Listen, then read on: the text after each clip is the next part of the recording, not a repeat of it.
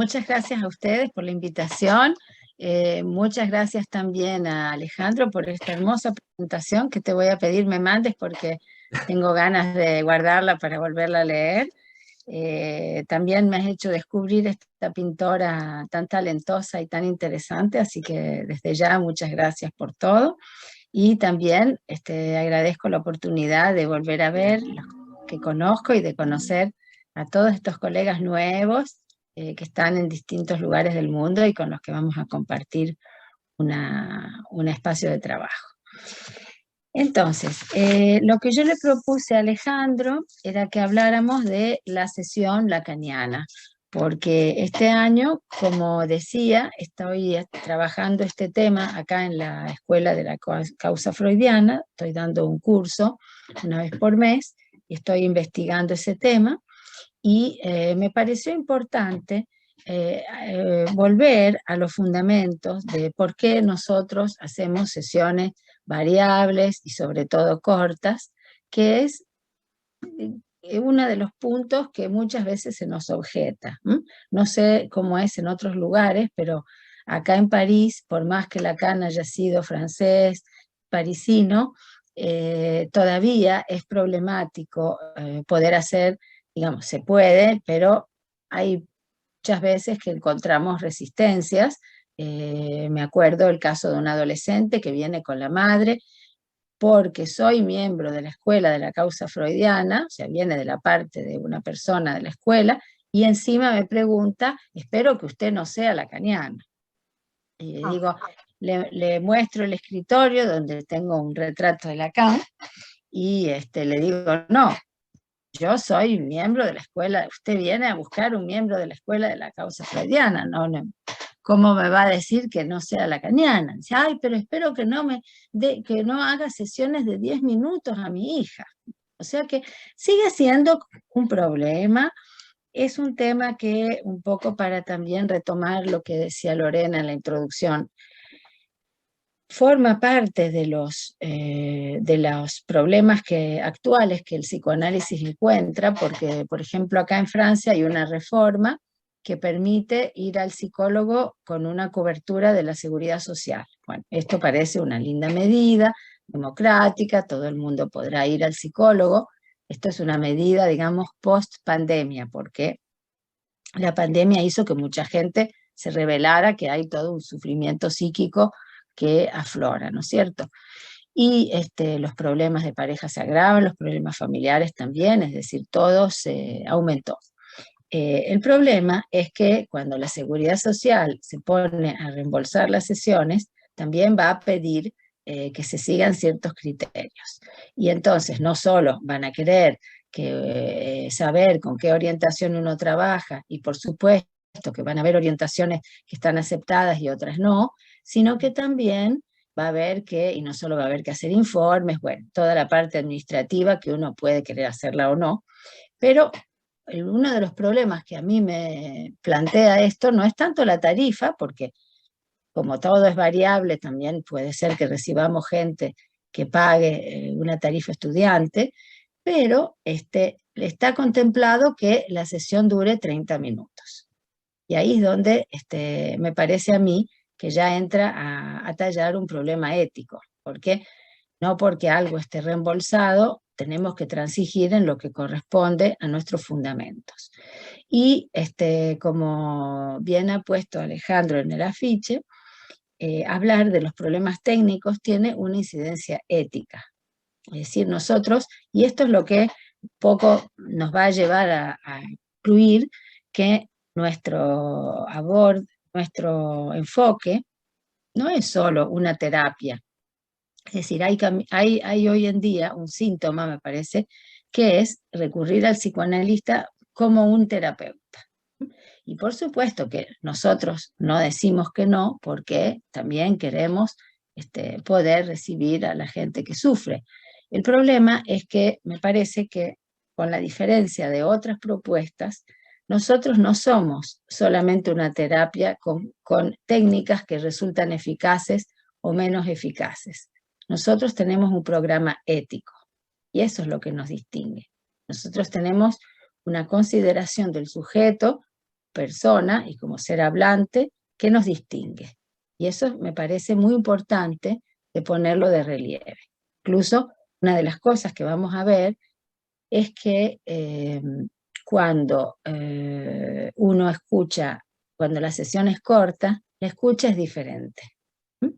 No es la misma escucha que si uno vende, como digo yo a veces, trozos de tiempo. Es decir, cuando alguien reclama, pero usted no me guardó 45 minutos. Bueno, yo no vendo trozos de horas, no vendo pedazos de hora al minuto.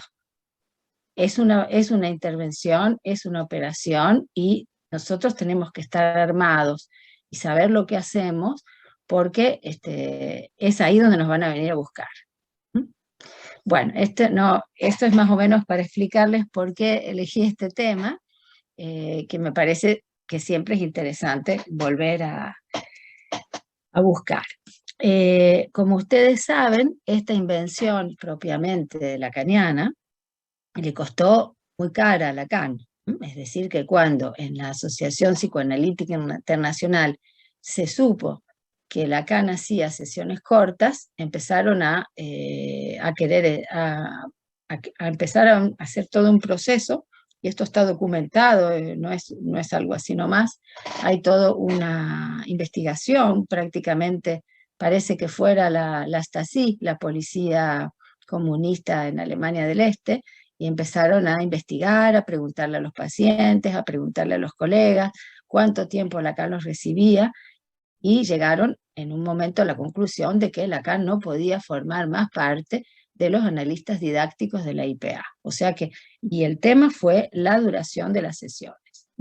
Lo que Lacan había encontrado en su experiencia es que, por ejemplo, en los análisis de obsesivos, cuando se los deja hablar, 45 minutos, 50 creo que era en esa época, las personas van a venir se va a diluir todo el propósito. Y él encontró, sobre todo en las curas de obsesivos, que había una tendencia a la ritualización. O sea que esto me parece interesante de tenerlo en cuenta porque él iba justamente buscando ya algo que fuera contra la ritualización de la experiencia analítica, que era lo que la IPA había hecho de manera más espectacular. Bueno, y otra de las cosas en las que me apoyo es el comentario freudiano, cuando Freud dice que el analista se puede comparar a un cirujano. Freud lo dice en los consejos al médico porque tiene la idea de que el analista tiene que ser frío, es decir, tiene que tener no tiene que dejarse llevar por sus sentimientos, tiene que poder llevar la cura sin sentirse afectado, es decir, que vamos un poco contra lo que después tomó también una importancia muy grande en el psicoanálisis, lamentablemente, que es la empatía. Porque si uno tuviera que sentir todo lo mismo que los pacientes, honestamente yo les digo, al final del día terminaríamos agotados. Entonces, y tampoco se trata de eso, porque honestamente para empáticos hay mucha más gente que puede hacer eso y gratis. O sea que nosotros también tenemos que saber lo que no hacemos, para poder trabajar correctamente. Y a mí me parecía que se puede tomar esta imagen del cirujano como algo también que tiene que ver con el corte, porque se trata de manejar el bisturí de manera precisa y afilada. Es decir, la experiencia que yo tengo, por ejemplo, como analizante, es que el analista no dijo, no es que hizo interpretaciones a cada sesión. Hay algunas interpretaciones que me quedaron grabadas, pero yo tenía la impresión de ir a producir corte en lo que decía. Es decir, que la mayoría de las veces era un corte que con una extrema precisión. Entonces, se trata de cortar en el buen lugar, de devolver al uso de la palabra su precisión y de revelar las marcas indelebles en el cuerpo del sujeto. El corte de la sesión tiene valor de puntuación. Para obtener una palabra que dure, como dice Lacan en los escritos, en función y campo, la suspensión de la sesión va a tomar el sentido de una puntuación en su progreso.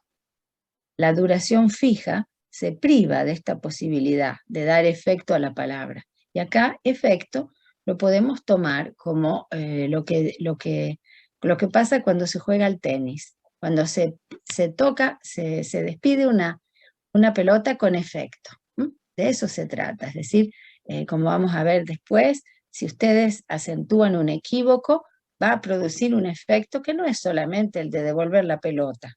Por eso no es un diálogo tampoco. Es también como una palanca que va a dar sobre algo sólido. Hay un analizante de Lacan, Paul Lemoine, que se dio cuenta que Lacan acortaba las sesiones y le pregunta. Y Lacan responde, porque quiero operar sobre algo más sólido. Esto seguramente todo el mundo ha hecho la experiencia. Cuando ustedes dejan hablar a alguien, va a venir a contar un poco cualquier cosa. Es decir, y sobre todo los pacientes que cuentan, bueno, y el fin de semana, y le cuento el fin de semana. Y en realidad no es eso venir al analista. Puede ser que haya habido algo relevante en el fin de semana, pero si venir a sesión es venir a contar su vida, la verdad que no vale la pena venir. Es muy caro para eso. Ahí sí que sería caro. Por eso es que acortar la sesión tiene el efecto de ayudar al sujeto a que realmente diga algo y que vaya derecho al grano. Lacan mismo había hecho la experiencia con un analizante y ya lo voy a comentar enseguida. En el psicoanálisis, en sus relaciones con la realidad, el texto que sale está en Silicet, en francés, Lacan dice que él quiere operar sobre algo sólido, porque una realidad de la que lo sólido es la mejor metáfora. Es decir, ¿y qué es lo que es la realidad para Lacan? La realidad no es la realidad que vivimos, es decir, ahora estamos sentados frente a la computadora y hay 66 personas conectadas. Cuando ustedes revisan la obra de Lacan, la realidad es la realidad fantasmática. Es decir, cada vez más, cuando Lacan va avanzando, va a ir precisando que todo lo que vivimos lo vamos traduciendo en términos fantasmáticos. Entonces, si estamos diciendo que la sesión corta quiere dar sobre algo sólido, esto quiere decir que nuestro interés es poder revelar el fantasma que se encuentra escondido detrás de lo que la persona cuenta. Y sobre todo, el modo de goce. Eso es lo más sólido.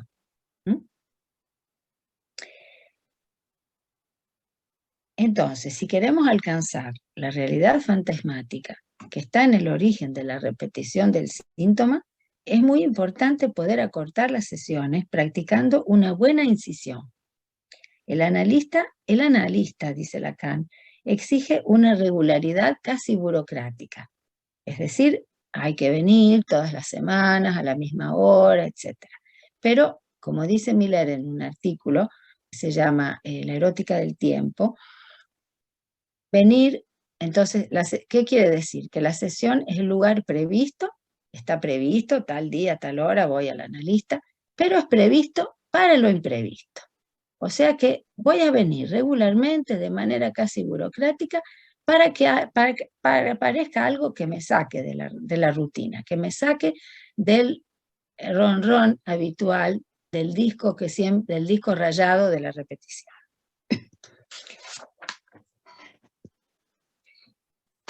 Y alcanzar la realidad fantasmática es el primer paso para tocar el real con el que el sujeto tiene que vérselas. Freud desconfiaba de las sorpresas, nos recuerda Graciela Brodsky. En Consejos al médico, Freud precisa que toda tentativa de sorprender al paciente, comunicándole repentinamente, los secretos adivinados por el médico en el primer encuentro, es técnicamente condenable y conduce a hacerse detestar por el paciente. Freud prefería la sorpresa del lado del analista, cuando nos dice que habría que recibir a los pacientes como si fueran cada vez un nuevo caso. Y también porque él recalca el hecho de que no hay que tener, el psicoanalista no tiene, como el médico, un protocolo previsto, es decir, le doy este tratamiento, si en 15 días no le hizo efecto, le doy este otro, y después tal cosa y tal cosa. El análisis es un programa sin programa. Cuando la gente dice, ¿y cuánto tiempo le va a llevar? Y eso no lo podemos saber. Nos llevará el tiempo que nos lleve. Lo importante es que lleguemos a algo. Pero hay que recordar que Freud también decía en el análisis finito e infinito que una falsa maniobra es irreparable y que el proverbio, el león solo salta una vez, es necesariamente cierto. O sea que acuérdense que él decía que en algún momento hay que saltar y hay que producir la interpretación. Esto podría ser una manera de también leer la invención de Lacan, de terminar la sesión con algo que haga un efecto.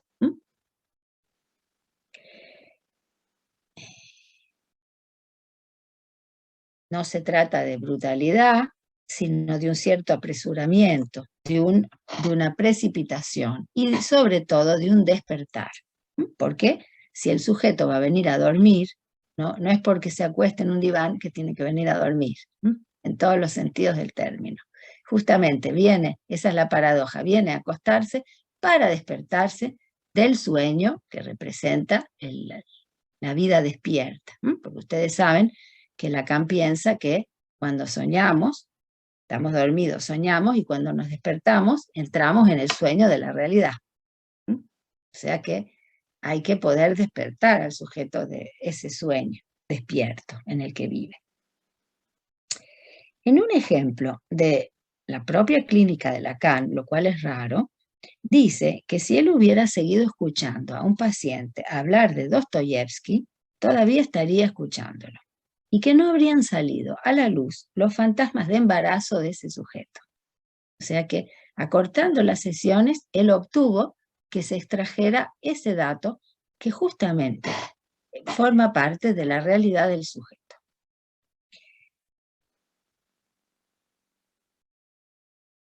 Esto lo encuentran en los escritos también en Función y Campo.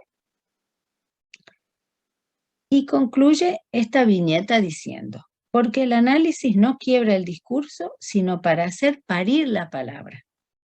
Lacan no dice parir de la palabra, porque parir de alguien es lo que hace la embarazada, va a parir de un niño. Pero hacer parir es la partera o el ginecólogo, el obstetra que lo hace. Y ahí es donde entramos nosotros. Digamos, nuestra operación es ayudar a que el parto se haga. Es decir, que encontramos acá una metáfora que nos hace pensar en la mayéutica de Sócrates. Hacer parir una verdad. Cuando Sócrates dialoga con los esclavos, les hace llegar a algo, los hace decir algo que no sabían, pero que ellos mismos van a producir. Esa sería, si quieren, el ideal. Que la gente venga, no tanto por lo que ustedes les van a decir, sino por lo que ellos van a decir.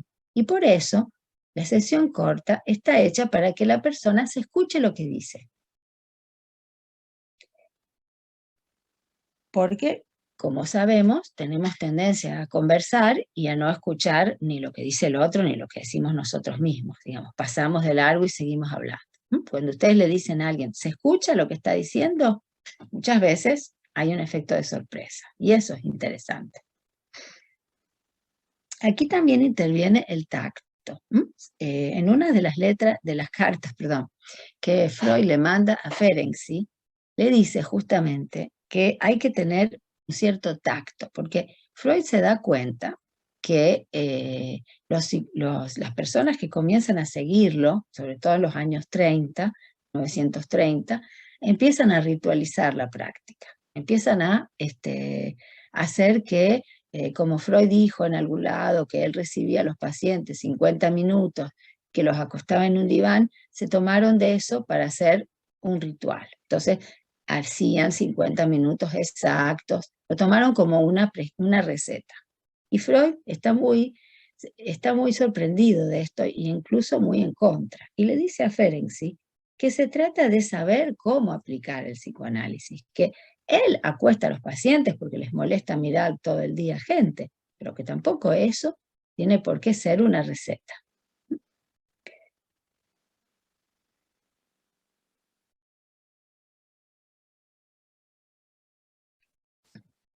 Y aquí volvemos a escuchar la comparación de Freud con el cirujano y en la ausencia de sentimientos. Porque si el analista da de su tiempo de manera ilimitada, cae en la posición del amor. Cuando se da lo que no se tiene, se ama. En cambio, dar un tiempo limitado también permite contrariar la transferencia que de otra manera podría derivar en algo erótico.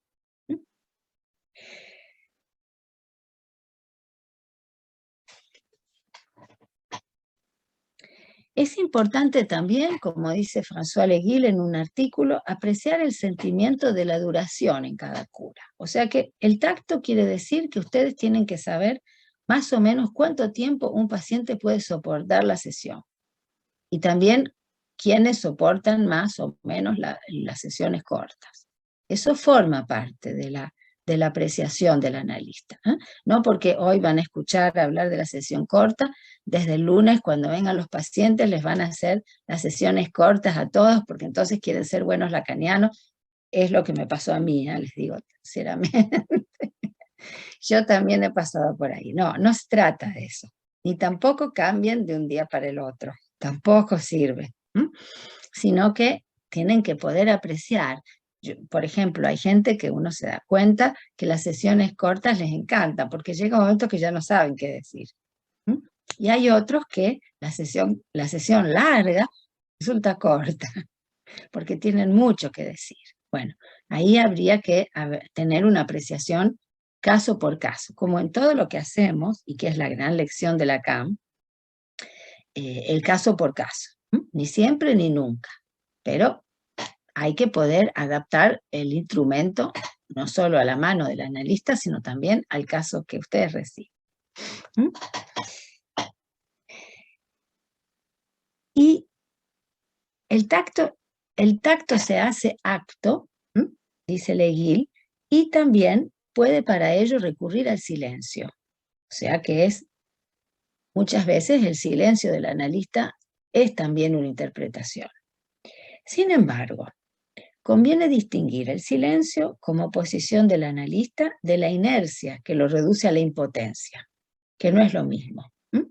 Y en este punto, Leguil comenta un texto de Winnicott que se llama Temor y derrumbe y otras situaciones clínicas. Y Winnicott comenta un caso de una paciente que le dice que no le hable tanto, porque descubrimos, como sabemos ya, que los analistas de la IPA practican, es una especie de flujo continuo. Cada cosa que el paciente dice se la interpreta. Y entonces hay una paciente de Winnicott que le dice que por favor se calle, que ella quiere seguir hablando. Bueno, y entonces Winnicott se calla y dice, el tratamiento reposa sobre mi silencio. Anota que este silencio lo feminiza, dice, lo cual es justamente el punto de vista de Lacan, ¿no? Que la posición del analista es una posición femenina. Y he aquí que el analista tiene un síntoma. Él nota que, obligado a callarse, empieza a sentir un cosquilleo en la garganta. Y lo cual es bastante revelador de las costumbres del gran analista inglés, porque él hablaba, interpretaba en forma continua. Y constata lo que él llama un efecto curioso. Dice que esto de callarse en la sesión exige de él una escucha diferente de la escucha habitual. Y esto me parece también importante a subrayar.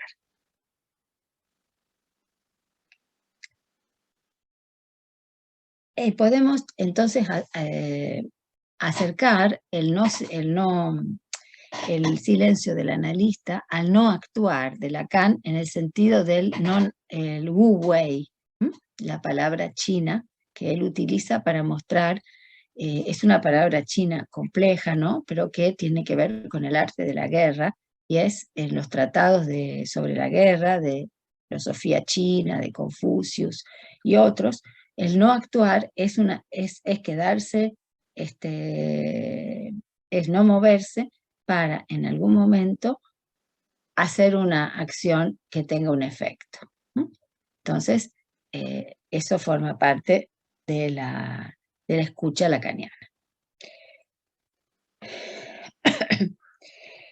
Entonces, dicho esto, podemos hacer una lectura cronológica y encontrar en la enseñanza de Lacan 3 momentos, por ejemplo, donde Lacan habla del corte, porque podemos preguntarnos si el corte, interrumpir la sesión, lo podemos asociar a un corte. Entonces, tenemos un primer periodo donde el corte va a tener sobre todo la función de acción del significante. Un segundo periodo donde el corte despeja el objeto del deseo, y un tercero donde el corte pone en evidencia el objeto de goce. Entonces, el primer momento, el de la acción del significante. Ustedes saben que cuando Lacan empieza a introducir el funcionamiento significante, se detiene justamente, por ejemplo, en el seminario 2, el yo en la teoría de Freud y la técnica psicoanalítica, evoca el funcionamiento de las máquinas cibernéticas, como se decía en esa época para las computadoras, que son ahora las computadoras, ¿no es cierto? Y muestra que el lenguaje es polisémico y que los significantes reenvían a varias significaciones, a veces muy distintas. Y entonces dice, el lenguaje de las máquinas es un código que funciona independientemente de nosotros y donde los signos no tienen significación. Lo que les da una significación es el momento en que nosotros detenemos la máquina, que es como parar una cadena significante. Entonces, como saben ustedes, el punto de Capitón, el famoso punto de Capitón, es que según donde paro la frase, voy obteniendo significaciones diferentes. Por ejemplo, un hombre bien, un hombre bien parecido, un hombre bien parecido al mono. Cada vez que paro la oración, obtengo significaciones diferentes. De cierta manera, de acuerdo a esta idea, el trabajo del analista es un trabajo de editor. Nosotros vamos a editar el texto del paciente. A mí me ayuda mucho, no sé si ese sea el caso de todo el mundo, pero concebir la sesión como un pequeño texto, como si fuera la estrofa de una poesía. Porque, en cierta manera, hay el hecho de que haya un principio y un fin y que el sujeto lo sepa, hace que finalmente el discurso se estructura de una manera. Es decir, que por ejemplo, la primera frase es muy importante, después va a venir un desarrollo y es muy probable que hacia lo que va a ser el final de la sesión se resignifique el principio de la sesión. Entonces los dejo que lo verifiquen la próxima vez que escuchen a un paciente.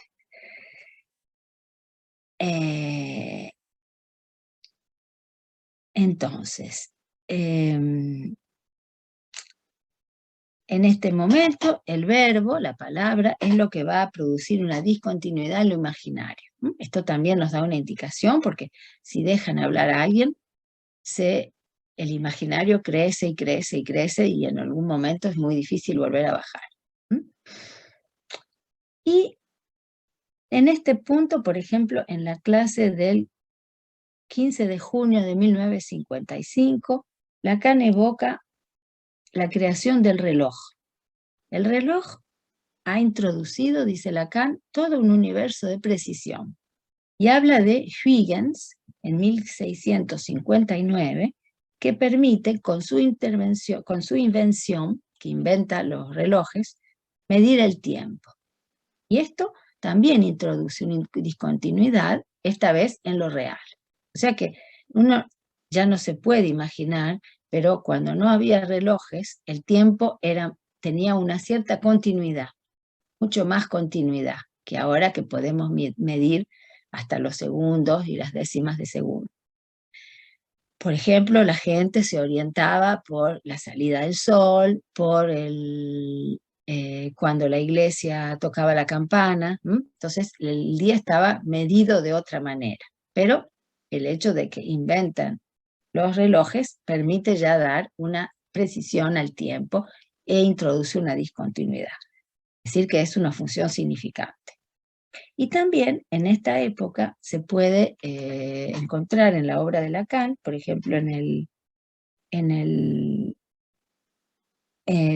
seminario, la referencia, la función de la puerta, en el seminario 5.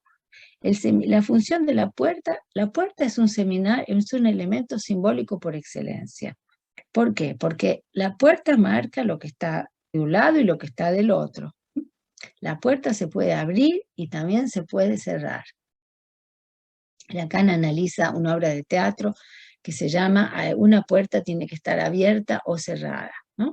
Y es una escena bastante cómica de un tipo, un hombre que viene a la casa de una amiga y viene de visita de manera imprevista y ella le dice, ay, tengo que salir, tengo que ir a la tintorería, tengo que lavar mi sombrero, etcétera, etcétera.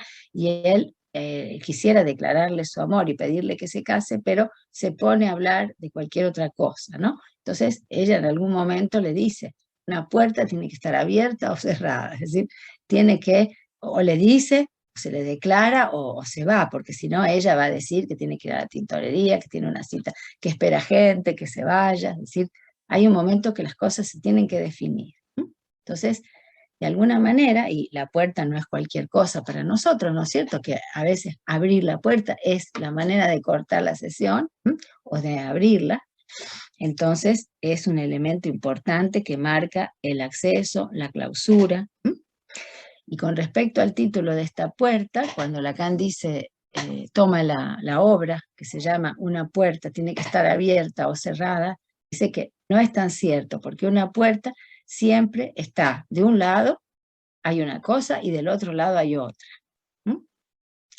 Por ejemplo, cuando se dice la puerta abre sobre el jardín. Claro, abre sobre el jardín, pero cierra sobre otra cosa. O sea que en la puerta siempre están los dos elementos significantes, abrir y cerrar, o sea, ese 1 y ese 2. Por eso es un elemento simbólico fundamental. Por ejemplo, una analizante que viene a quejarse de que ella son 4 hermanas y ella es la más chica, y entonces se compara con las otras y se encuentra menos linda.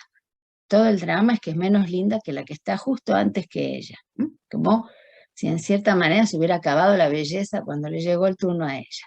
Decía, ay, mi hermana se cuida, mi hermana hace dietas, etcétera, etcétera. Y a mí no me gusta hacer dieta, bueno, y no es por eso que sea fea, ¿no es cierto? Pero en algún momento dice, es feo compararse. Entonces yo le remarco esa frase, es feo, sí, compararse es feo, digamos, con el sobreentendido de que no es que usted sea fea, lo que es feo es compararse. Entonces cierro la puerta de un lado y la abro por el otro, de tal manera que aparezca otra cosa, que se disuelva esa significación que hace mal y que hace sufrir. Por eso es que la oscilación de la puerta es comparada por Lacan a la escansión que permite inscribir una acción ordenada.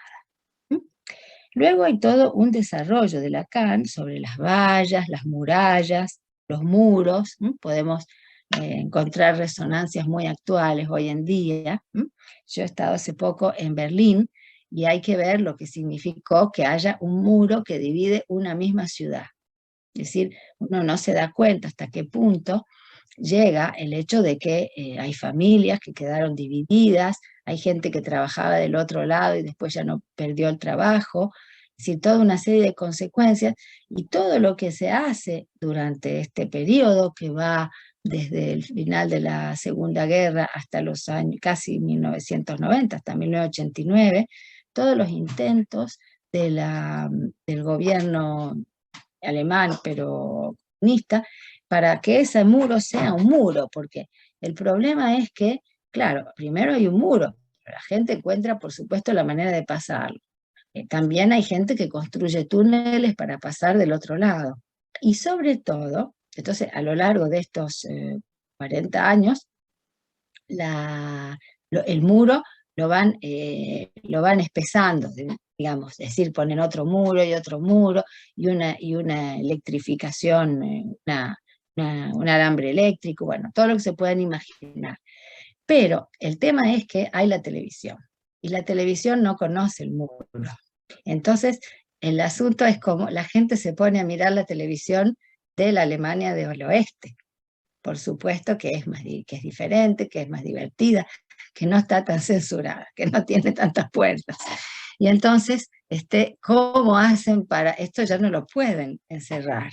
Y entonces lo que hacen es que hacen un programa especial que les muestra cosas de la televisión del oeste y que les dice lo mal que es todo eso, es decir, que es como una emisión de crítica, pero es digamos, un manotazo de ahogado, porque finalmente hay algo que no se puede cerrar del todo. Bueno, parece que esto es un ejemplo de cómo la puerta es un significante, pero siempre, bueno, va a haber algo que escape a la puerta.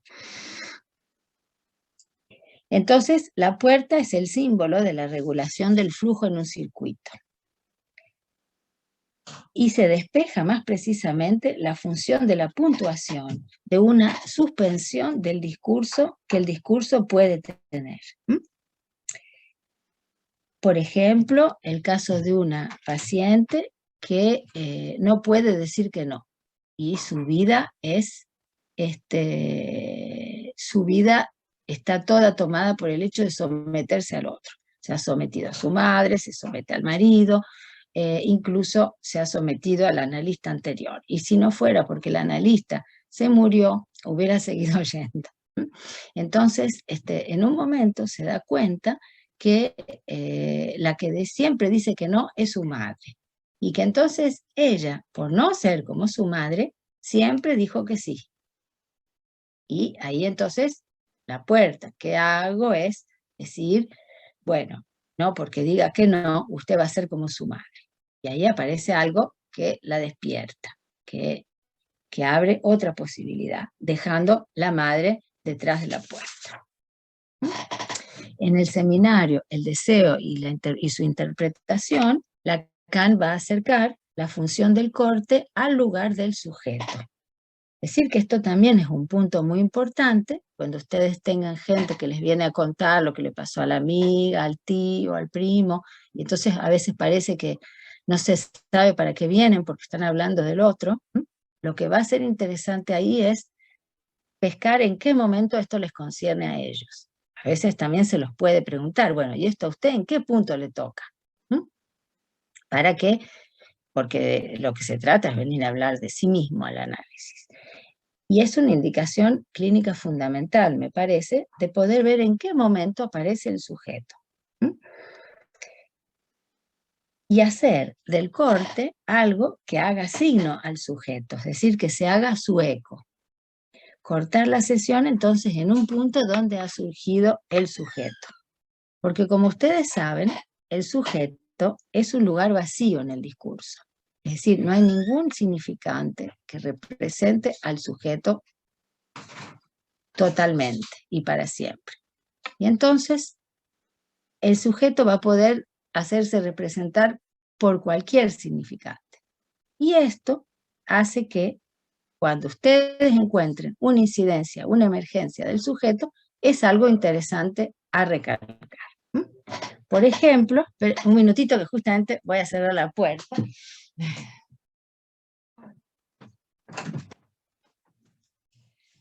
Este, entonces, un analizante que viene y comenta varios sueños donde lo que se repite es que alguien le quiere arrancar el bolso y ella lo retiene. Entonces hay como un tironeo con el ladrón. Bueno, luego me cuenta, es una chica marroquí, que es ingeniera, que ha venido a Francia con un programa para estudiantes avanzados, etcétera, y se ha formado aquí, ha encontrado trabajo y ha pedido la nacionalidad francesa que acaba de obtener. Entonces me dice, tengo la impresión de haber perdido mi país, y luego dice, bueno, finalmente yo me siento tironeada. O sea que en los sueños el bolso soy yo. Bueno, ahí está, ahí apareció el sujeto. ¿Mm? Esto nos permite entonces, de manera general, no interpretar con el sentido, sino con lo que el paciente dice, ¿no? Porque podríamos partir con el tema del robo, con el tema del bolso, como un equivalente femenino, bueno, todo lo que ustedes quieran poner ahí, pero no se trata de eso, se trata de ver en el diccionario del paciente, como dice en algún momento Lacan, qué significa lo que el paciente está diciendo. ¿Mm? De alguna manera, el corte aparece como el modo más eficaz de la interpretación analítica. Es decir, que más que explicarle algo, decirle algo al paciente, la mejor interpretación es la que corta en algún momento. ¿Mm? El ejemplo, digamos, paradigmático de la interpretación, y en esta época, que estamos entonces todavía en la primera época, es el modo que permite, la canción permite que se revele el deseo del sujeto.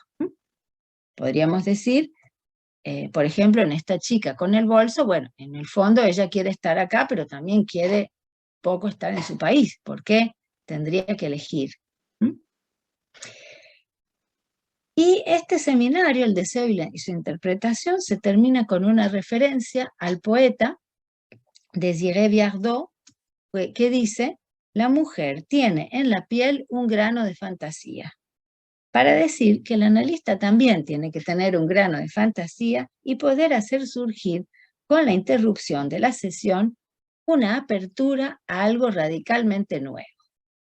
Entonces, esto me parece interesante porque hay una parte también de creatividad, donde ustedes van a parar la sesión, hay algo donde uno hizo una elección.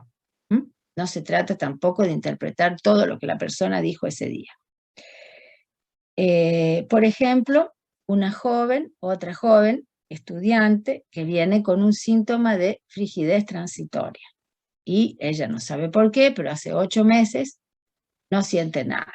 Y tiene una historia de persona más bien deseante, libidinosa, que se masturba desde los 7 años, etcétera, etcétera. Y en algún momento asocia esto con la idea de la muerte y me dice, bueno, dice, cuando uno está muerto no se siente nada. Y entonces yo le hago escuchar esa frase y termino la sesión.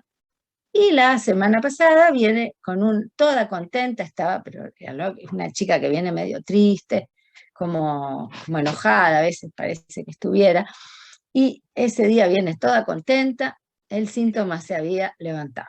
O sea que por ahí, hablando de otra cosa, se puede escuchar una frase que tiene algo con el deseo, que tiene que ver con el deseo. Cuando entonces, con la interpretación, se despeja el objeto del deseo, en el horizonte se dibuja el objeto fálico. Entonces vamos a pasar al segundo punto, que es el corte como lo que despeja el objeto del deseo.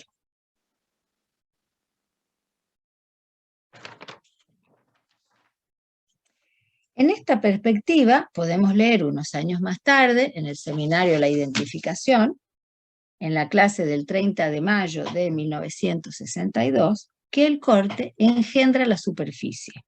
Es decir, que si el significante es un corte, el sujeto y su estructura dependen de él. Esto significa que el sujeto mismo es una superficie, que ha sido recortada por las palabras. y es la superficie que permite el corte. Esto lo podemos entender de manera clara cuando pensamos que son los significantes que entran en lo real y lo modifican. Lacan da el ejemplo de la cascada de agua. Dice, un ingeniero ve la cascada y piensa, con la velocidad que el agua cae, se puede poner una central hidroeléctrica que funcione a tal y tal velocidad, etc. Ya es una manera de ver el paisaje desde lo simbólico.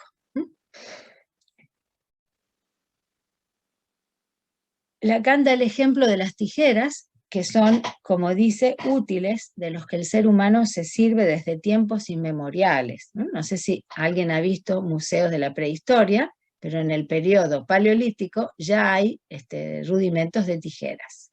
O sea que es un instrumento del que el ser humano se ha servido desde el principio. Y dice Lacan, las tijeras son prácticamente una prolongación del cuerpo del hombre. Se me viene a la mente la película Eduardo, Manos de Tijera, ¿no? El personaje, que de alguna manera muestra esto que está en el inconsciente, pero así lo abierto, ¿no es cierto? ¿Cómo sería tener una mano que sea ya una tijera? A todo lo que llevaría. Y, y Lacan utiliza la expresión, el hombre corta, se corta, trata de cortarse, te la cortan. O sea que, de alguna manera, esto remite a la amenaza de castración. Quiere decir que con la palabra se corta, con la palabra se puede herir y también se puede amenazar. Y esto tiene un efecto psíquico. En esta perspectiva, esta nueva perspectiva, vuelve a centrar el corte, entonces no tanto sobre el significante, sino sobre la superficie que es cortada. El corte ha sido primeramente para nosotros una línea temporal sucesiva de significantes, la cadena significante, y podemos considerar entonces la línea misma como un corte. ¿Y cuál es la función que permite practicar un corte en lo real? Es la demanda. El bebé tiene que pasar por los significantes, dice Lacan, para efectuar su pedido.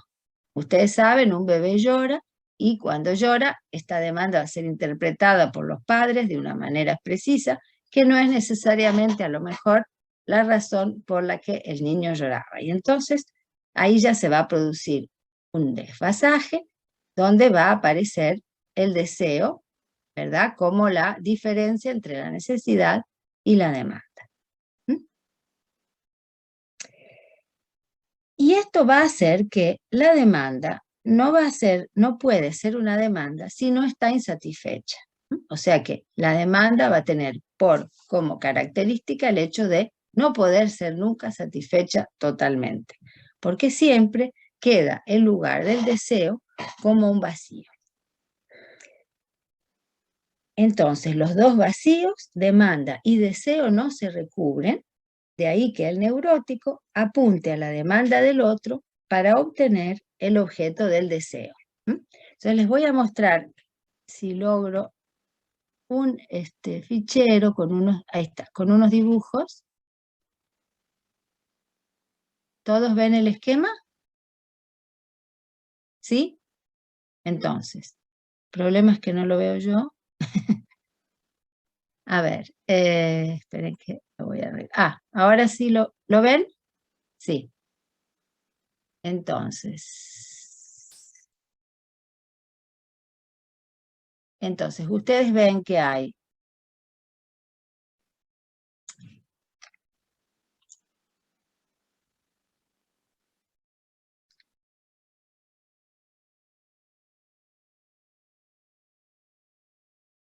ahí está.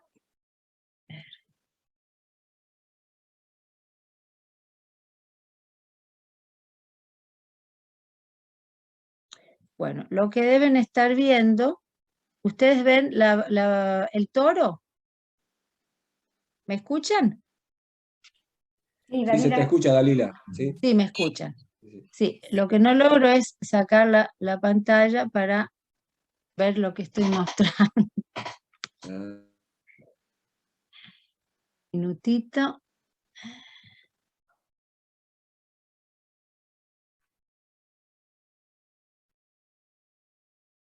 Si pones vista en galería, capaz que ahí apareces vos y toda la... Ah, no, justamente, ahí está.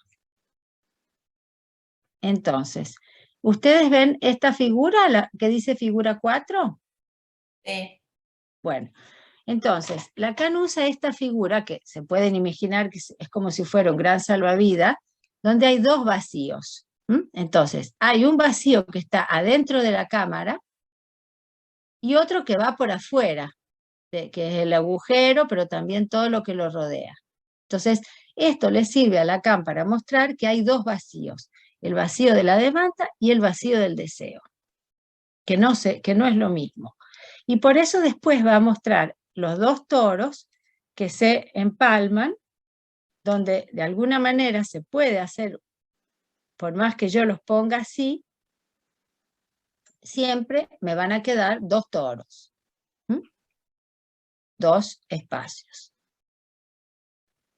Entonces, esto permite mostrar que en ningún momento la demanda puede ser totalmente satisfecha. La satisfacción está impedida, ya sea del lado del sujeto, ya sea del lado del objeto. Los dos vacíos, demanda y deseo, no se recubren, de ahí que el neurótico apunte a la demanda del otro para obtener el objeto del deseo. Es una misión imposible, dice Lacan, porque queriendo atrapar el objeto del deseo, se cierne el objeto del otro. Entonces, por ejemplo, el obsesivo, como el acento está puesto en la demanda del otro, él va a tomar la demanda como objeto, y por eso es que hay obsesivos que no soportan la demanda del otro y que otros se hacen el esclavo de la demanda del otro. En el caso de un paciente, él quería hacer todo como el hermano mayor, y siempre él es el segundo, entonces su objetivo es sobrepasar al hermano, y con las entrevistas se da cuenta que en realidad se tiene que sobrepasar a sí mismo, y esto lo alivia. O el caso de otra paciente, histérica en este caso, en el caso de la histeria, el acento está tan puesto en el objeto del otro, que no en la demanda, que ella quiere lo mismo que el otro. Entonces, es una chica que siempre quiso también una hermana mayor, y siempre le pareció que todo lo del hermano era mejor, que la hermana era una brillante alumna, y que cada vez que ella llegaba a la escuela, los profesores decían, usted es la hermana de Juanita. Entonces ella era siempre la que venía después. Y ahora que son adultas, se da cuenta, la hermana es ingeniera y ella es médica, que la hermana quiere empezar a estudiar medicina. O sea que de alguna manera lo que ella idealizó del lado de la hermana no era tan así. Otro ejemplo que he encontrado en la clínica es el de paciente que viene por un síntoma de eyaculación precoz y dice, si hubiera estado más seguro de mi sexualidad, hubiera engañado a mi mujer abundantemente. Entonces, a mí me llama la atención esta palabra, abundantemente, que en francés es como la palabra como si ustedes le sirvieran un plato muy lleno, ¿no? Amplement. Eso, copieusement, dice en francés. Copioso. Y entonces le pregunto, le digo, copieusement, y dice, bueno, mi madre era muy infiel y engañó a mi padre con un montón de amantes, y él encontró cartas de los amantes. Bueno, finalmente todo se sabía, porque eran franceses expatriados y en una comunidad donde finalmente todo se sabe, ¿no? Y entonces lo que se revela en este caso es que el síntoma de eyaculación precoz lo pone al abrigo de ese fantasma. O sea que él tiene la idea de que si no tuviera el síntoma, él también sería como la madre. El síntoma, en cierta manera, lo protege de no caer en esa deriva. Es un caso donde también aparece lo de la demanda, porque es cuando él era jovencito, cuando tenía 14 años, un amigo le dice que ya tiene que empezar a tener relaciones, y entonces le presenta a una chica con la que él ya se ha acostado para que se acueste, y él interpreta esta invitación del amigo como una demanda. Y entonces, como es obsesivo, cada acto sexual lo confronta a la demanda del partener hoy en día, y entonces no puede. Y la mejor manera de escurrirse es terminando enseguida. De tal manera que él no quede ofrecido a la demanda del otro.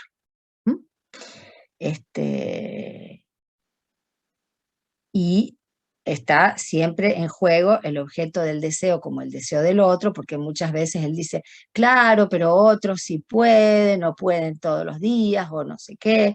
Y entonces siempre está la idea de que el otro tiene un órgano mejor que el suyo, por ejemplo. Bueno, esto para dar algunos ejemplos, ¿no es cierto? Despejar el corte es precioso, siendo que es a lo que el fantasma del neurótico no accede, porque lo busca por caminos erróneos. Entonces, el obsesivo busca destruir el objeto del deseo del otro, y la histérica infla tanto el objeto del deseo del otro para guardarlo intacto y finalmente quedarse insatisfecha.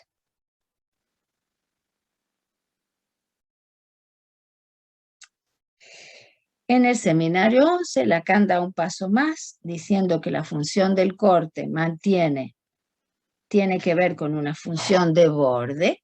Esto lo dice el 27 de mayo en el seminario 11, y va a poner de relieve que el borde es lo que se dibuja entre el sujeto y el otro, y lo que finalmente va a permitir que haya una relación entre el sujeto y el otro.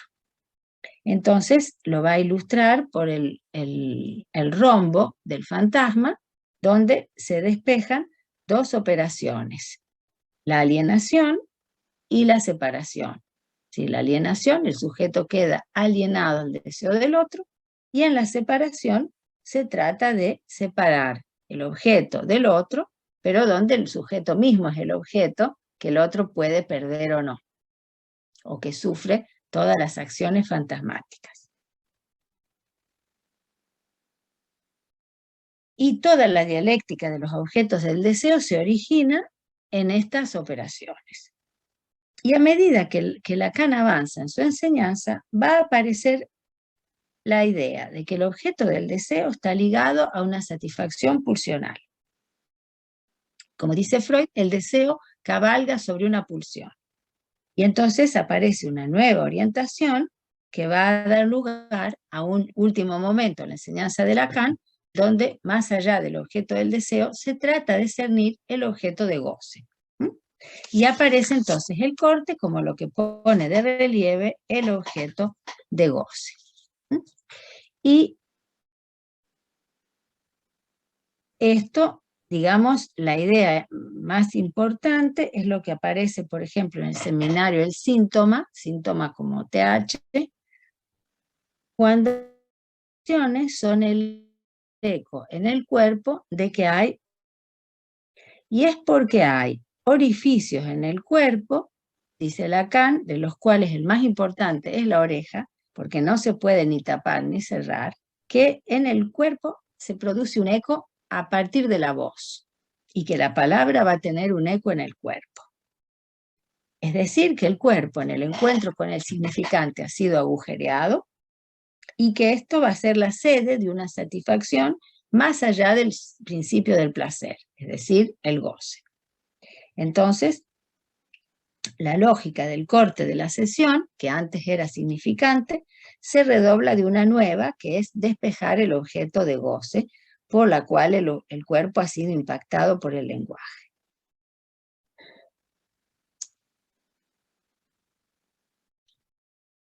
Se trata de atrapar los significantes, como dice Sonia Kiriakou en una entrevista que yo le he hecho en el Boletín Ironique, que están cargados de potencia libidinal. Los significantes amos que hacen resonar el equívoco y el goce. Entonces, cuando ustedes escuchan a un paciente, seguramente escuchan a veces que hay palabras que hablan de otra cosa. Me acuerdo un ejemplo de mis comienzos, donde una señora alcohólica me dice: yo los problemas me los tomo con filosofía. Y yo le hago escuchar, se los toma. Entonces, ahí dice, ¿usted quiere decir que yo al alcohol le digo filosofía? Entonces aparece el significante como el eco de una pulsión. Hay muchos ejemplos que a veces son bastante cómicos, ¿no? También, Chiste y su relación con el inconsciente, que dan cuenta de este tipo de cosas. Y entonces, encontramos, después, bueno, esto se puede desarrollar, por supuesto, si tenemos tiempo después yo voy a más bien dejar un espacio para las preguntas, pero la idea es que el significante que ha impactado el cuerpo ha producido una escritura, y que de lo que se trata es de leer esa escritura. La neurosis la ha leído mal, y como dice Miller en La erótica del tiempo, es como si le dijéramos al paciente, has leído mal lo que estaba escrito. Entonces, se me viene a la mente el caso de un paciente que tiene también un hermano mayor, bueno, hoy es el tema, los hermanos mayores, y que él encuentra que el hermano es popular, tiene muchos amigos, se viste bien, es inteligente, y entonces él, que se siente poca cosa, quiere ser como el hermano, quiere tener muchos amigos, quiere ir a fiestas, quiere, bueno, todo lo que el hermano hace. Y entonces los síntomas de este sujeto son que tiene una vida muy extrema, ¿no? Cuando viene a verme hace varios años, es alguien que tiene un trabajo que lo hace viajar mucho, y entonces en cada ciudad tiene una novia, y en cada lugar, y si no encuentra a la novia, llama va a una fiesta, y se droga, y toma, bueno, y hay todos los excesos que se pueden imaginar. Entonces, hablándome del hermano, se da cuenta, me dice, bueno, mi hermano después con el tiempo hizo su coming out y dijo que era homosexual. Entonces yo le digo, entonces hay un gran malentendido ahí.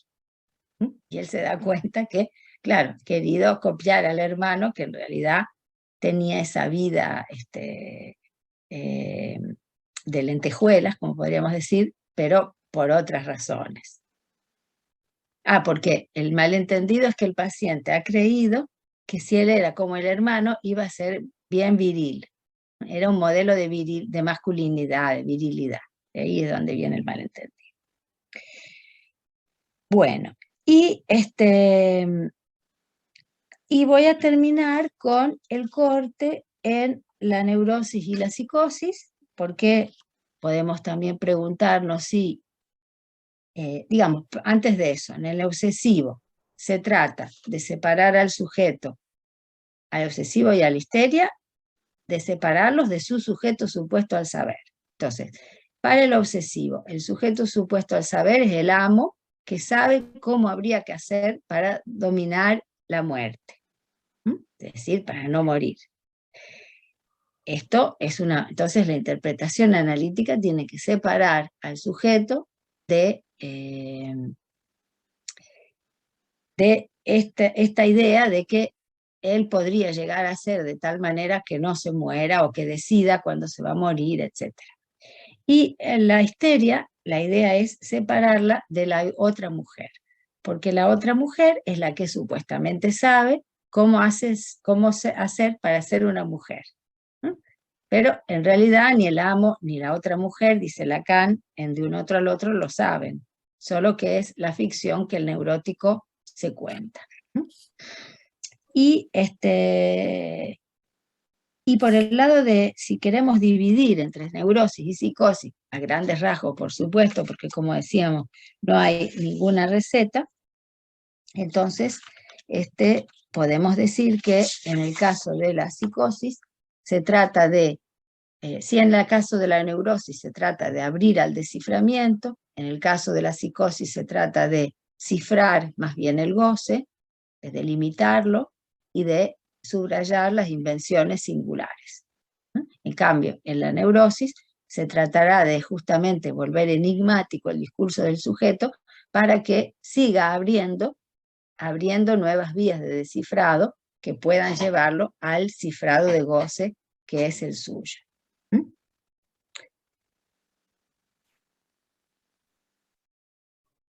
Y lo importante entonces es cernir en cada caso, incluso para los neuróticos, contacto, como decíamos, cuál es la duración que el paciente puede soportar, y de hacer siempre algo que participe de la lógica de la cura.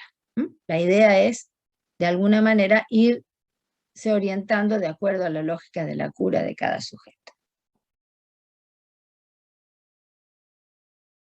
Finalmente, señalemos que cualquiera sea la estructura, la posibilidad de hacer desconsistir una idea angustiante, de disminuir un imaginario, por ejemplo, demasiado inflado. La práctica lacaniana de la sesión tiene un alcance ético, ya que tiene en cuenta no solo el diagnóstico desde el punto de vista de la estructura, sino sobre todo la singularidad del caso. Y esto es lo que hace que nosotros nos distingamos de otras propuestas terapéuticas que apuntan a la eficacia, siendo que nosotros tenemos un enfoque ético. Y en este sentido, la práctica lacaniana es una práctica inédita. Bueno, me voy a parar acá porque sería interesante que conversemos y que podamos discutir.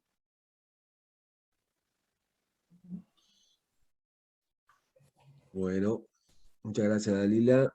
Te paso la primera pregunta, mirá, de Natalia. Dice, buenas tardes. En el ejemplo que dio de su paciente, hubiera sido válido, creo que es una pregunta aunque no tiene signo de pregunta, ¿no? Hubiera sido válido en el caso de que ella no hubiera dicho la frase, es feo compararse, decirla nosotros, es decir, los analistas. Usted no es fea, lo feo es compararse. Bueno, sí, es verdad que uno podría haber extraído los significantes y combinarlos de otra manera, también se puede hacer eso.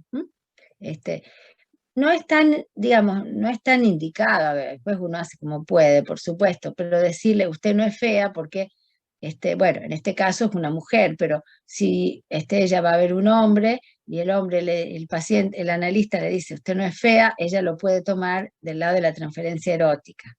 Entonces, Freud decía que siempre hay que tener cuidado en la transferencia. Entre hombres hay una tendencia agresiva que puede aparecer, y con las mujeres el amor de transferencia. O sea que, más bien, decir lo que es feo es compararse solamente sería mejor, si uno puede, porque desplaza el cursor sobre lo que es interesante y ella va a entender sola que no es ella la que es fea. Pero eso ya, digamos, le compete a ella.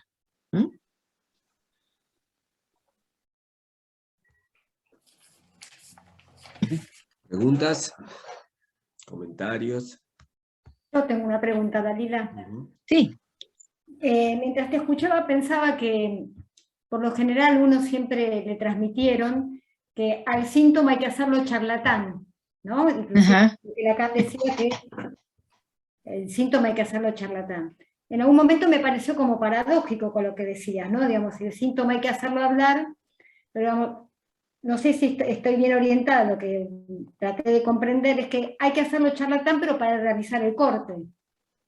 Es decir, la idea es que hacerlo charlatán para que el síntoma diga lo que tiene en el vientre, como se dice, y no para que se siga repitiendo o se engorde pero hay que ver cómo se lo va a hacer hablar. Digamos que lo que estamos diciendo es de qué manera lo vamos a hacer hablar según la manera como lo escuchemos. Porque hablar y hablar, se puede hablar y darle sentido y engordar un síntoma. Hay análisis que hacen consistir síntomas, y esa es la dificultad. Los análisis, si hiciéramos sesiones de 50 minutos, estaríamos de alguna manera yendo del lado de la significación y de engordar el sentido. Nosotros lo que queremos es adelgazarlo, es extraer los significantes importantes. En ese sentido, el corte puede ser muy útil para despejar esos significantes. Es como si, digamos, ir al analista es ir a hacer una operación de reducción, de extracción, y no de aumentado. por Bueno, eso. sí, por eso pensaba que a la vez me recordaba algo en relación a un duelo, que con cada corte se produce un duelo. La pérdida, me refiero. Bueno, depende, también puede ser una ganancia, en el Una sentido pérdida de que, con ganancia. claro, sí, puede ser, es una pérdida en el sentido de que, bueno, se para y no se puede seguir hablando, en ese sentido.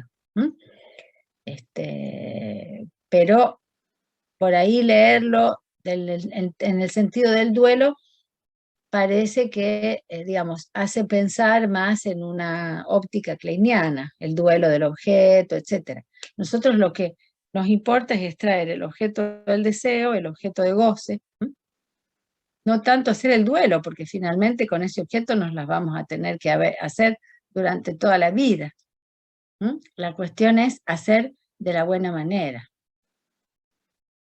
Más bien extraer el objeto.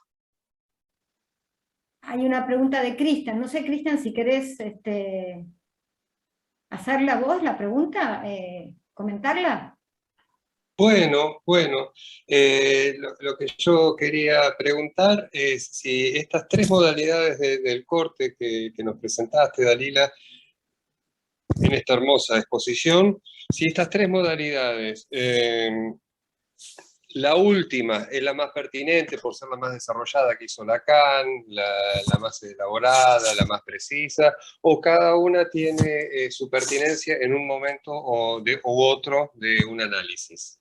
Sí, sí, muchas gracias por la pregunta, porque efectivamente tiene que ver un poco con los momentos del análisis. Sí, las primeras, como siempre se dice, ¿no?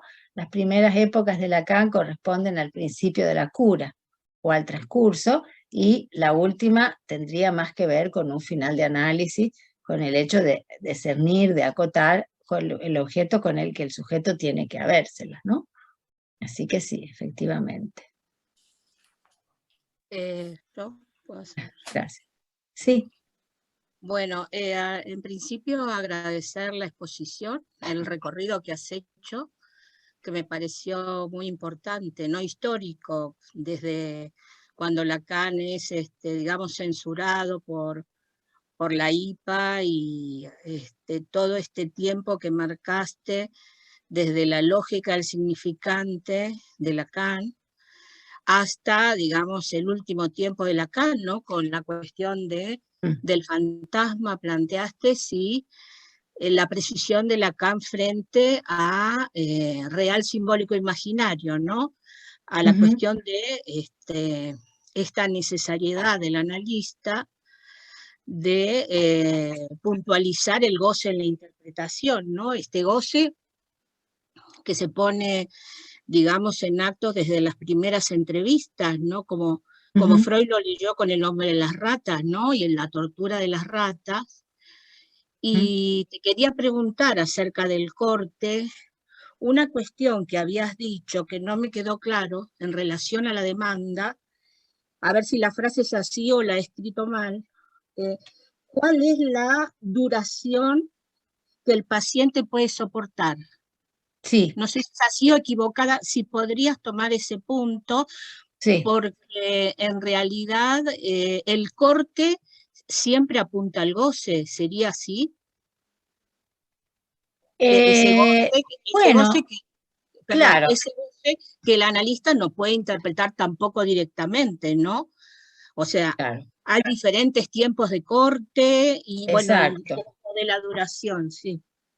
Sí, sí, la idea es que, digamos, el goce esté en la perspectiva, en el punto de fuga, pero pueden haber, las sesiones pueden haber, hay muchas, las sesiones son todas distintas, si se quiere, justamente porque no trabajamos de manera ritualizada, pero la idea es despejar algo con lo que el sujeto tiene que habérselas. Puede ser, en un primer tiempo, despejar una repetición. Finalmente, siempre le estoy contando la misma historia. Siempre me encuentro tipos que son así o asá. Bueno, eso es una cosa que puede ser una ocasión de corte. Para que se ponga a pensar que no se trata, por ejemplo, alguien puede venir que está entre dos, no sabe con cuál quedarse. Bueno, este es así, el otro es asá. El otro día escuché a una persona que me hablaba de eso. Y bueno, al final el problema no es tanto que sea este o el otro, sino que el partener siempre tiene que estar lejos. Esa es la lógica del sujeto. Realmente a nosotros, ¿cómo le vamos a decir con cuál quedarse? No podemos saber una cosa así. Bueno, entonces, lo que no se trata de eso, se trata de que sepa que ella necesita que el otro esté lejos para desearlo, porque si está al lado la aburre o le resulta, o la agobia. Entonces, no sé si entendí bien la pregunta. Pero la idea, ¿qué duración puede alguien soportar? Claro, porque como decía, hay gente que con una sesión corta están contentos y ya está. Y además también depende de los momentos, cómo la persona viene ese día. Pensaba en el caso de una señora que vino ayer, que siempre trata de venir al final, se las arregla para ser la última, porque ella piensa que se va a quedar un rato más conmigo, ¿no? Bueno, entonces alguien tiene una tendencia un poco paranoica que instala una cierta familiaridad, una española que me tutea, bueno. Entonces yo he aceptado esa familiaridad porque es una manera de mostrarle un otro amable, distinto del otro con el que ella tiene que habérselas en su fantasma. Y entonces me habla de una historia de poder que le ha dejado a la madre en algún momento para que venda una propiedad, y la madre guardó el poder y ahora lo va a seguir usando. Entonces, bueno, está todo ese problema jurídico, y en un momento dado dice, bueno, yo y era bastante rápido en la sesión, porque ya me había explicado esa historia de poder en la sesión anterior. Me dice, yo en realidad lo que quiero es que me dejen poder, que ella pueda hacer lo que quiere, ¿no? Que la madre castradora, vamos a decir, para hacerlo rápido. Bueno, entonces, y ahí ella misma se dio cuenta, dice, bueno, yo creo que la técnica es que se para cuando se dice algo importante, ¿no? Y yo me di cuenta que para ella ese día ya estaba, ya estaba bien. Bueno, si por ejemplo, a lo mejor uno ve que podría cortar a los 5 minutos, pero que la persona no lo va a soportar, bueno, entonces en ese caso no hay que hacerlo.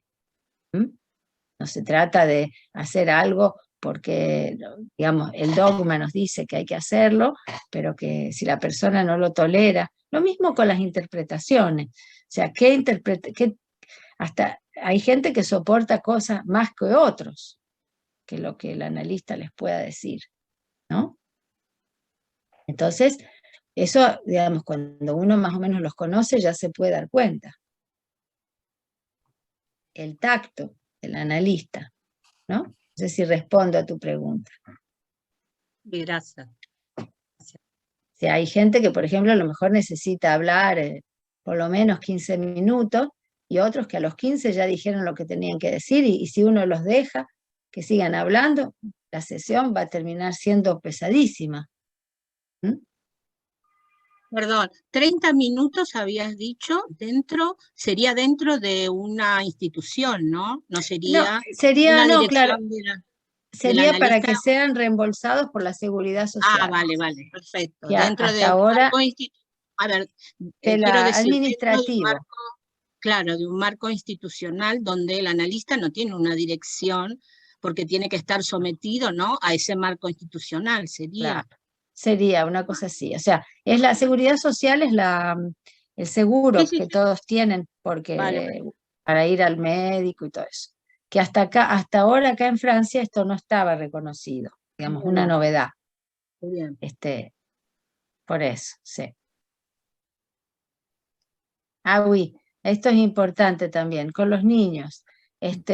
Sí, con los niños también hay momentos que se puede hacer, digamos, puede ser muy interesante. En ese caso hay que también explicarle a los padres, sobre todo si son pequeños y que los traen y que dicen, ya se terminó, ¿cómo? Hay una noción de, son ellos los que pagan, digamos, que finalmente en este seminario he hablado también del dinero, porque el dinero es otra manera como lo real interviene en la cura, ¿verdad? Entonces, en las curas de niños, cuando yo había empezado a trabajar todavía en Mendoza, había una nenita que venía a verme, muy inteligente, tenía a lo mejor 4 o 5 años, y en un momento me dice, bueno, eso no te lo voy a contestar, porque si te lo contesto vas a parar la sesión. O sea que ella sabía, había entendido que eso tenía que, digamos, que ver con eso, si decía algo importante, ¿no? Sí. O sea que también, sí, también se puede aplicar. Hay que buscar la manera, hay que explicarles a veces, que por ejemplo a veces dicen, pero no terminé el juego, yo todavía no terminé de jugar, o no terminé el dibujo, ¿no es cierto? Como tienen en la cabeza el marco escolar, tienen la idea de que hay que terminar antes de irse. Bueno, entonces no importa, lo vamos a guardar al dibujo, hacemos una carpeta, la próxima, si vos querés, lo seguís, lo terminás, ¿no? Pero acá de lo que se trata es de lo que vos decís. Bueno, hay que poder, digamos, transmitir. Hay también una parte un poco pedagógica, ¿no? Que también es importante con los adultos cuando no saben que así se va a pasar la sesión. Dalila, hay un comentario acá de, a ver, esperá, muchas gracias, magnífica transmisión, por su manera precisa de retomar los fundamentos de nuestra clínica desde Miami. Bueno, muchas gracias. Y acá hay Nazar María del Carmen, dice, el objetivo sería que en la práctica lacaniana sería conducirse al corte que ponga en evidencia el objeto de goce. Sí, esa es la idea. Esa es la idea. Tengo otro ejemplo de una joven que viene a quejarse, entonces es una joven abogada, hoy en día es una abogada, ¿no? Pero cuando ella es chica, tiene 8 años, ellas hacen una travesura con otras amiguitas y ella es la única, ella y otras son las únicas que las castigan y las otras no. Entonces hay una injusticia.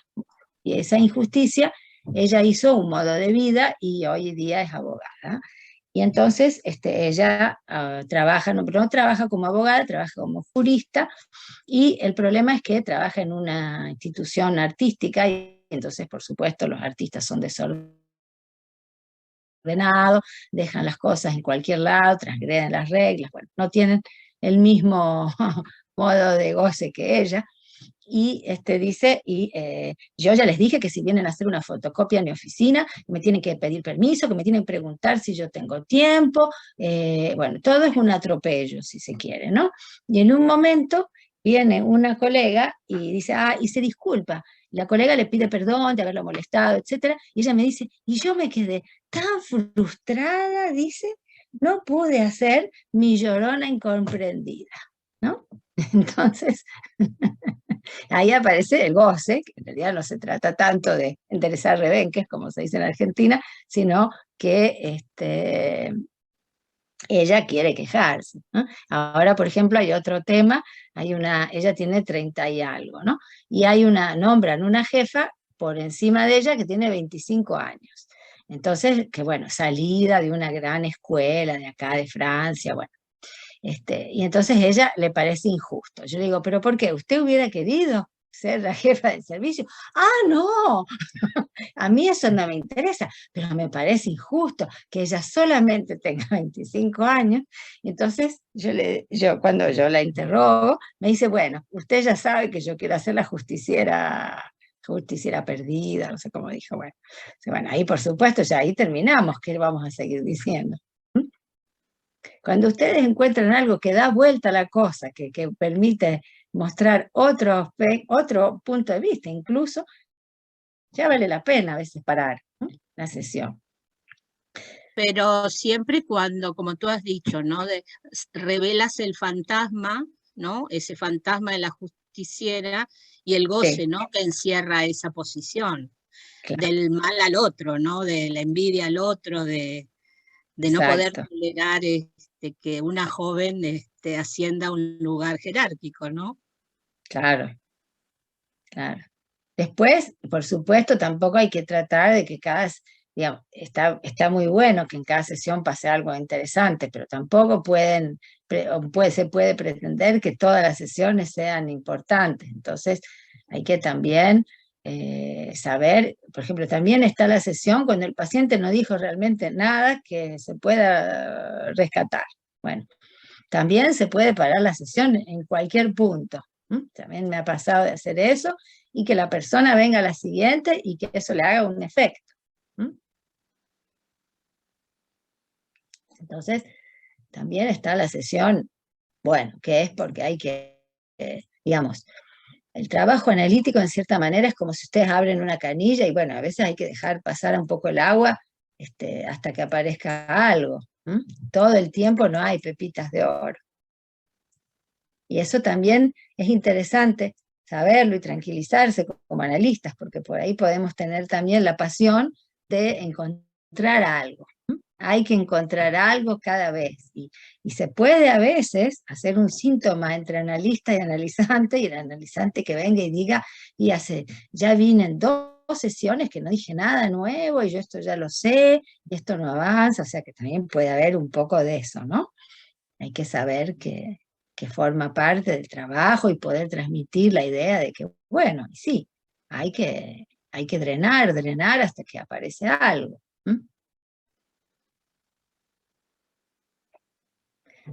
El dinero. Bueno, el dinero es todo un tema, efectivamente.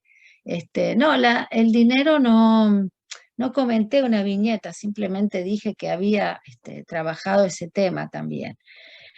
Porque, como ustedes saben, el dinero es un tema que tiene que ver con la pulsión. Entonces, el ejemplo más paradigmático es el de, justamente como decía Ana, me parece el hombre de las ratas, donde Freud justamente encuentra ese equívoco, ¿no? O sea, encuentra el suplicio de las ratas y dice que hay como una pequeña mueca que hace el paciente, y ahí es donde estaba el goce, fíjense, en el cuerpo, en la expresión del paciente, más que en lo que dice. Dice, él encontró que cuando cuenta el tormento de las ratas, hay como una pequeña satisfacción de contar eso. Y ahí es donde Freud dice, ahí hay algo, que va a ser justamente el goce ignorado. Muchas gracias. Expresión de un goce ignorado. Gracias, Cristian, es exactamente eso. Entonces, y esa rata, en alemán, Raten también son, por ejemplo, cuando uno paga algo en cuotas, son los Raten. O sea que es un equívoco. Hay un equívoco ahí que habla de un objeto pulsional. Como Freud le dice, usted me debe tantos florines, y el paciente traduce conscientemente, claro, tantos florines, tantas ratas. Que ahí hay un ejemplo del tema del dinero. El dinero también es todo un capítulo, porque hay que saber qué es lo que un paciente puede también largar como goce. Hay el paciente que piensa que nada es suficiente y otro que piensa que la sesión tiene su valor, pero no va a dar más que tanto por sesión. Pienso, por ejemplo, en el caso de un muchacho que en un principio, claro, calculé mal, le pedí poco, que pensaba que venía de la parte de otra persona que tenía el mismo trabajo y que pagaba menos, y en un momento me dice, yo gano tanto que no sé qué hacer con mi dinero. Entonces, bueno, le digo, bueno, podría también invertir más en el análisis. Dice, usted dice doblar la apuesta. Les digo, bueno, no necesariamente pagar el doble, pero venga 2 veces por semana. No, yo no tengo tiempo. Bueno, y no hubo manera de que él entienda que era una intervención y que no era que yo quería más dinero. Y entonces me di cuenta que era alguien que tenía tendencia a retener y que era muy tacaño, y que si yo le hubiera pedido más, a lo mejor no hubiera podido venir. O sea que también ahí hay una apreciación que no es fácil de hacer, porque al principio no conocen a la gente que viene, no saben cuánto pueden llegar a apostar, y ahí es donde, bueno, hay un tacto también que se puede tener.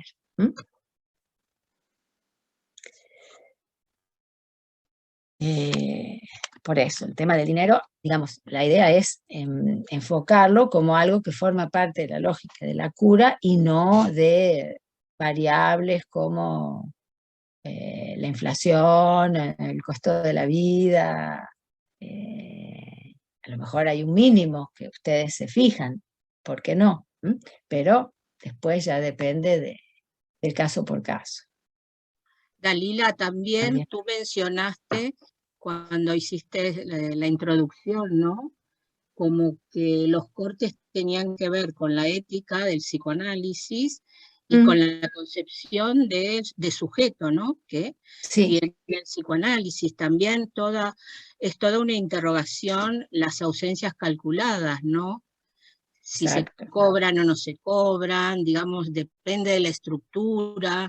Si en la psicosis tú puedes cobrar en tanto hay un sujeto muerto, la neurosis sería diferente, ¿no? O sea que esta dimensión pulsional que tú muy bien dices toma, digamos, un recorrido bastante amplio, ¿no? Y toda una pregunta para el analista, ¿no? ¿Qué posición tomar frente a las ausencias, a la falta? Sí, ¿no? está justamente muy bien, está muy bien visto, porque también tampoco hay estándar en ese sentido. Tampoco es porque alguien faltó sin avisar que se le cobra sistemáticamente. Hay que ver qué efecto va a tener eso para el sujeto. Y eso también tiene que ver con el tacto, con poder apreciar si la persona va a entender que es una intervención y no que uno que tiene, digamos, una idea mercantil. Hay un ejemplo muy gracioso de Ferenczi que dice que un paciente decía, ay, doctor, le decía a un médico, ¿no? Doctor, yo, si me mejora, le doy todo lo que tengo. Estoy tan mal que le daría todo lo que tengo. Y entonces el médico le dice, bueno, deme tantos florines. Ah, bueno, dice el paciente, tampoco hay que exagerar. ¿No le parece mucho? Entonces, Ferenczi decía, claro, para las cuestiones de salud, nadie quiere pagar. Por ejemplo, acá, no sé si hay otros países donde están así, pero digamos, acá en Francia, los cuidados médicos están reembolsados generalmente, ¿no? Se llama una toma a cargo, une prise en charge. Entonces, el paciente está tomado a cargo por la seguridad social, bueno. Entonces, hay una especie de paternalismo estatal, de proteccionismo, ¿no? Que hace que la gente está acostumbrada a que no paga, o que paga poco, entonces lo que no paga la seguridad social se lo paga la mutual. Claro, venir al analista, donde es un trabajo a pura pérdida, en un contexto así, al principio parece extraño para muchos, ¿no? Entonces, dice, ¿cómo? Pero no hay nada que esté reembolsado. Y entonces, bueno, esta es lo que decía ahora, ¿no? Con la seguridad social y bueno, entonces se trata de mostrar que, como una vez una señora me decía, bueno, ¿y cómo es la toma a cargo? Le digo, no, acá cada uno se toma a cargo solo. Chacun se prend en charge, como se dice en francés, no, es que yo la voy a tomar a mi cargo y entonces usted va a venir y se va a recostar en el... Voilà. Entonces, bueno, eso también a veces juega un papel, ¿no? Hay una última pregunta, Dalila, no sé si la ves. Sí. En relación al dinero, ¿cuánto es la sesión? Sí, yo nunca doy la tarifa por teléfono, no me parece. Si la persona insiste, hay que decirle que no lo podemos saber, porque la tenemos que escuchar primero. Entonces le damos la idea de que depende, incluso es una manera bastante lógica de decir, depende del trabajo que voy a tener que hacer, porque también ese es un factor. Si depende, hay casos que son que necesitan mucho más trabajo que otros. Es decir, hay casos pesadísimos que van a necesitar un investimiento importante. Entonces, bueno, A mí no me gusta dar por teléfono porque da la idea de que uno tuviera una tarifa, ¿sí? Y que fuera la misma para todos.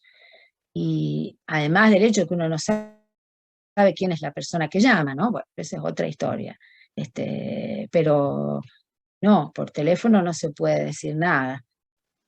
Se puede decir que la vamos a escuchar, la vamos a recibir y que nos pondremos de acuerdo, que haremos de manera que la idea es hacer de manera tal que si quiere hacer un trabajo lo pueda hacer. Porque la gente se puede imaginar, a veces la gente se imagina, digamos, sumas muy elevadas, ¿no? Pero bueno, por teléfono no, porque sería no tener en cuenta el caso por caso. Por eso.